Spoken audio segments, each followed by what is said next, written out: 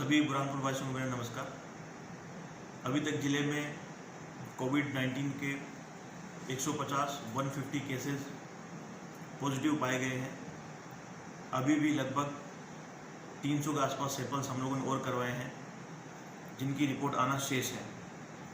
ये रिपोर्ट आने के बाद ये पता लग पाएगा कि अभी और कितने केसेस हैं जो हमारे ज़िले में हैं। हम लोग लगातार अनेक माध्यमों से, पब्लिक के सपोर्ट से, अनेक इन्फॉर्मेशन चैनल से, फीवर क्लिनिक से, अनेक माध्यमों से लोगों की सैंपलिंग कर रहे हैं और उसी सैंपलिंग का ही परिणाम है कि हम लोग इन कोविड-19 केसेस का पता लगा पा रहे हैं। और जितना जल्दी इनका पता लग जाएगा उतना ही जल्दी ट्रीटमेंट होकर हम अपने ज़िले को वापस ग्रीन जोन की ओर ले जाने की ओर अग्रसर होंगे।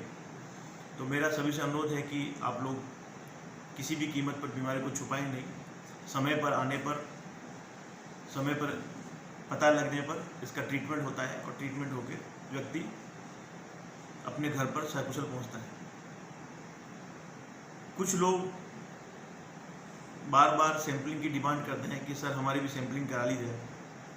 तो मैं ऐसे लोगों को बताना चाहूँगा कि वायरस का सैंपल में रिजल्ट पॉजिटिव तभी आता है जब एटलीस्ट आपकी बॉडी में संक्रमण, जब आप वायरस की चपेट में आए या जब आप वायरस से पहली बार आपका वायरस से इनकाउंटर हुआ, तब आप और आपके सैंपल लेने के दिनांक में कम से कम 3-4 दिन का अंतर हो।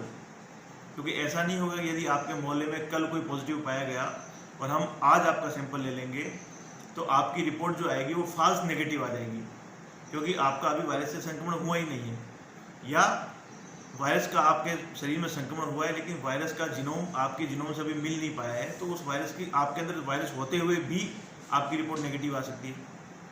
तो ये पूरा एक साइंटिफिक सिस्टम है, वैज्ञानिक प्रणाली है। उसी प्रोटोकॉल के तहत हम लोग सैंपल्स करते हैं कि इस व्यक्ति का वायरस से इनकाउंटर कितने दिन पहले हुआ होगा, और आज यदि हम उनका टेस्ट करते हैं तो उनका रिजल्ट सही आए। यदि पॉजिटिव आए तो भी सही आए, नेगेटिव आए तो भी सही आए, फाल्स पॉजिटिव या फाल्स नेगेटिव आने की संभावना न बने। तो इस तरह की चीज़ों पर हम लोग ICMR के प्रोटोकॉल के हिसाब से हमारे डॉक्टर्स की टीम ध्यान देती है और उसी हिसाब से सैंपल करवाती है। तो ये हमें ध्यान रखना होगा, सैंपलिंग में जल्दबाजी ना करें। जैसे आपको लक्षण प्रतीत हो उस टाइम हम लोग सैंपल लेंगे तो आपकी रिपोर्ट बिल्कुल सही आएगी। या आपको लगता है कि आप ऐसे व्यक्ति के संपर्क में आए हैं और उससे क्लोज कॉन्टेक्ट हैं जो व्यक्ति पॉजिटिव रहा है, तो ऐसी स्थिति में आपकी रिपोर्ट सही आएगी। लेकिन घबराहट में या अन्य किसी साइकोलॉजिकल इश्यूज़ की वजह से सैंपलिंग में जल्दबाजी न करें। हम लोगों को सूचना दे दें, मैंने हेल्पलाइन नंबर जारी करी है, मेरे एक्सपर्ट की टीम आएगी आपके पास में, आकर वो देखेगी कि सैंपलिंग करना है या नहीं करना है, और करना होगा तो निश्चित रूप से आपकी सैंपलिंग करी जाएगी। तो सैंपलिंग को लेकर घबराएं नहीं, सजग रहें। 3-4 दिन बाद अगर हम लोग सैंपल लेते हैं तो उसकी रिपोर्ट बिल्कुल सही आती है।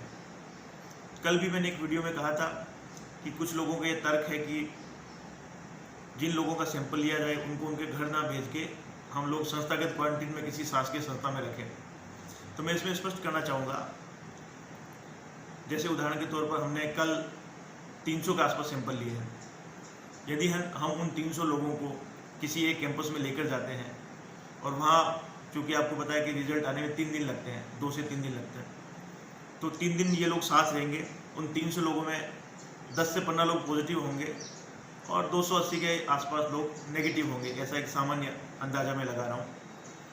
तो आप ये देखेंगे कि जो 15 से 20 लोग पॉजिटिव थे, क्योंकि वो सभी लोग कॉमन टॉयलेट को यूज़ करेंगे, पानी के बर्तनों को यूज़ करेंगे या आपस में मिलेंगे जुलेंगे उसी कैंपस में, तो उनसे इनके संक्रमण फैलने की संभावना और बढ़ जाएगी। और चूँकि इन लोगों ने, जो नेगेटिव लोग हैं, उन लोगों ने सैंपल 3 दिन पहले दिया है, तो जब इनकी रिपोर्ट आएगी तो उनकी रिपोर्ट तो नेगेटिव आएगी, क्योंकि उस टाइम भी उस वायरस से संक्रमित ये नहीं थे। लेकिन जब हमने इनको किसी कॉमन कैंपस में रखा तो उस कॉमन कैंपस में ये एक नए पॉजिटिव व्यक्ति के संपर्क में आए हैं, तो ये व्यक्ति जो है संक्रमित हो जाएंगे। तो मतलब उनकी रिपोर्ट जो कि 3 दिन पहले नेगेटिव आई थी, वो रिपोर्ट उनकी नेगेटिव रहेगी, लेकिन वास्तव में आज की तारीख में वो व्यक्ति संक्रमित हो चुका है। और ऐसा व्यक्ति जो संक्रमित हो चुका है परंतु उसको लगता है उसकी रिपोर्ट तो नेगेटिव आई थी क्योंकि संक्रमण तो बाद में हुआ है, तो अपने आप में ऐसा व्यक्ति, उस व्यक्ति को तो ऐसा लगेगा कि मेरी रिपोर्ट तो नेगेटिव है, मैं सब जगह घूम सकता हूँ, मैं जा सकता हूँ, मैं अपना व्यापार कर सकता हूँ, मैं अपना काम कर सकता हूँ, मैं अपने परिवार से मिल सकता हूँ। तो उस चक्कर में और लोगों को कोरोना हो जाएगा। तो ये श्रृंखला और लंबी हो जाएगी।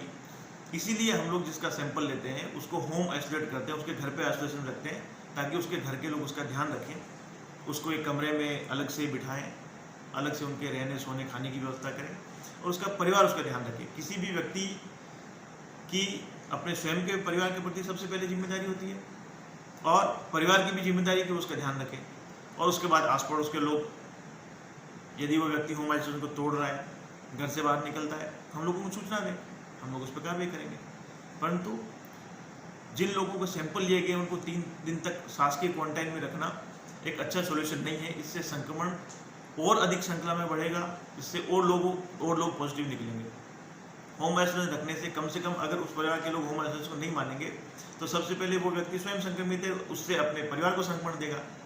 लेकिन यदि हम लोग उनको सबको शासकीय क्वारंटीन में रखेंगे तो ज़्यादा संक्रमण के फैलने की संभावना होती है। इसीलिए ये निर्णय जो लिया गया है कि सैंपल के बाद व्यक्ति अपने घर पे ही रहेगा, हम लोग उसको घर पे ही उसकी मॉनिटरिंग करेंगे, और ये पूरी व्यवस्था हम लोगों ने कर भी दी है कि हर व्यक्ति होम आइसोलेशन में रहेगा, होम आइसोलेशन को तोड़ नहीं पाएगा।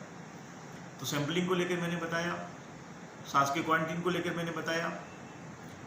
इसके अलावा अभी जो केसेस निकल रहे हैं उन केसेस के बाद में अभी जो हमारे जितने भी पेशेंट्स हैं वो सब एक्टिव हैं, स्वस्थ हैं, और मुझे पूरी उम्मीद है कि 10-12 दिन बाद में ये सब लोग स्वस्थ होकर घर लौटेंगे, ये सब लोग स्वस्थ होकर घर भी लौट जाएंगे। तो कोई कोरोना वायरस को लेकर ऐसे पैनिक होने की आवश्यकता नहीं है कि कोरोना बॉम्ब फट गया है, बुरहानपुर में कोरोना का कहर बढ़ता जा रहा है। निश्चित रूप से हमारी सोशल डिस्टेंसिंग पालन न करने की प्रवृत्ति की वजह से ये हुआ है, और हम लोग इस प्रवृत्ति को अपना लेंगे कि हमें सोशल डिस्टेंसिंग को मानना है, तो हम संक्रमण को रोक पाएंगे और संक्रमण रुकेगा। धन्यवाद।